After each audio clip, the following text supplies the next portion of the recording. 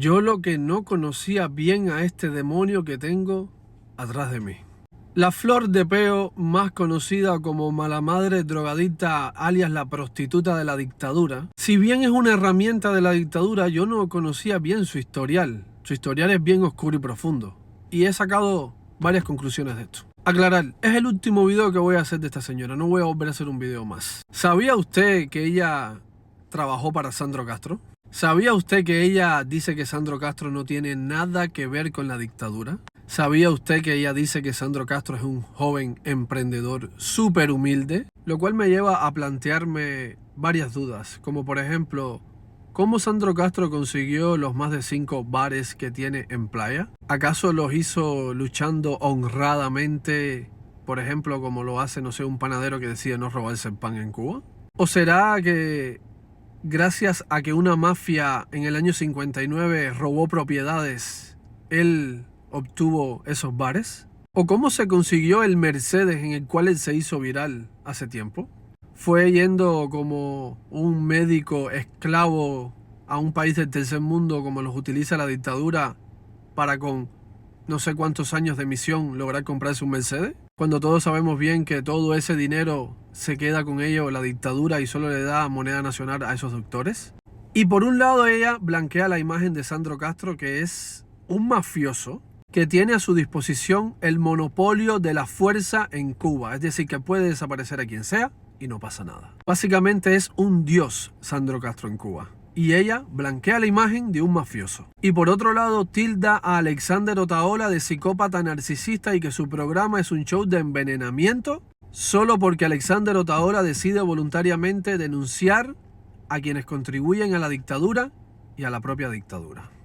¿Eres o no un agente de opinión en tierra del exilio, Flor de Peo?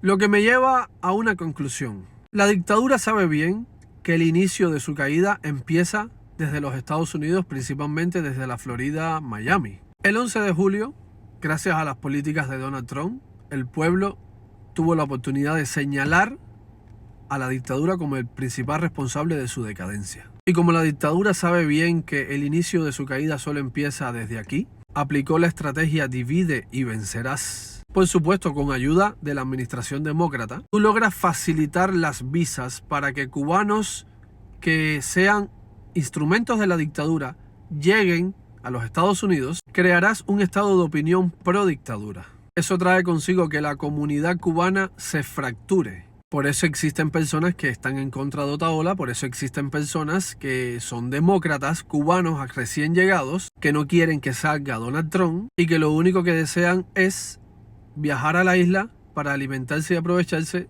de la desgracia del cubano. Son los mismos que practican el discurso: esto es un país libre, vivimos en democracia, vive tu vida y deja que los demás vivan la de ellos. O si no hiciste nada en Cuba, ¿qué moral tienes para hablar desde aquí? Mejor ve allá y hazlo allá, como dice ella que haga Alexander Otaola, cuando todos sabemos que Alexander Otaola forma parte de la lista terrorista creada por la propia dictadura. Por eso digo que esta señora es un talismán de la dictadura, es una embajadora simbólica de la dictadura que solo viene a representar los intereses de la dictadura, que es crear una división que no existe. Porque obviamente todos queremos que se caiga la dictadura, pero cuando tú eres una herramienta de la dictadura y tú te beneficias de la dictadura, llegarás a los Estados Unidos practicando el discurso, ven que sí se puede, ven que los sueños sí se pueden cumplir. Claro, siendo una herramienta de la dictadura, llegas a los Estados Unidos ya con un estatus de influencer, solo por servir en la cobertura del cierre del verano, que al final eso solo fue una pantalla para decir todo está bien en Cuba, en lo que existen presos políticos y todo el pueblo se está muriendo de hambre, básicamente para blanquear la dictadura. Entonces llegas aquí como típico agente de opinión y abres la puerta para que otros puedan hacer lo mismo, según tú. Y obviamente, mientras la comunidad cubana, que es de donde se empieza la gran caída de la dictadura, esté dividida, precisamente porque llegan personas como ella aquí a practicar el discurso pro dictadura, blanqueando la imagen de un mafioso como Sandro Castro y tirándole a personas como Alexander Otaola, que solo denuncian a la dictadura, es mucho más complicado que se muestre realmente una oposición sólida desde la comunidad cubana para que políticos representen los intereses de la propia comunidad y se creen leyes que puedan, como por ejemplo no dejar entrar más a personas como ella, o como por ejemplo bloquear vínculos comerciales con la dictadura. La dictadura lo tiene bien claro. Enviamos para allá a todos los que nos defienden y así servirán como obstáculo para los que quieren la libertad de Cuba. Primero tengan que luchar contra ellos para después denunciarnos a nosotros. ¿Y cuál es el resultado? Prolongar la existencia de la dictadura. Con esto cierro el video. Los políticos que dicen representar a la comunidad cubana, ¿qué han hecho?